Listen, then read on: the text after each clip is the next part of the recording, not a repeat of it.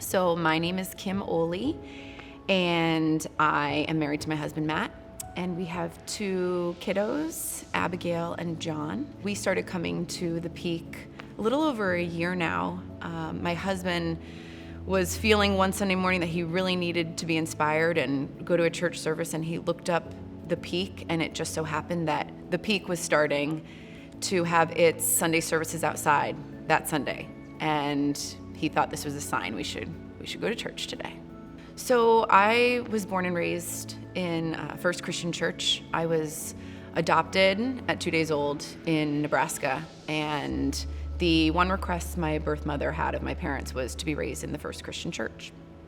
And so I was. Church wasn't as big a part of our life during my 20s, but when my father was in a bicycle accident, and he died 10 days later, is that event really brought me back to my faith. So I was 34.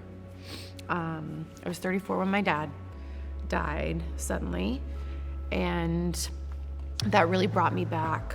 It brought me back to the church. I didn't really know where to go, and as a family, we all decided that was the best place for us.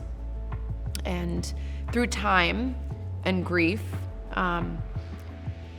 I healed some, and we heal a little more every day, every year. And from that, I realized I don't want to just be a part of a church when it's convenient or when I need something. I want to be like everyone else who was there already. They're waiting for me or whoever else walks in the door and needs someone that day.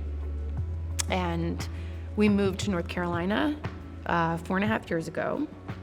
And when we were searching for a church, I said to my husband, this is what my parents did when they searched for a church, because we went to a few different churches growing up.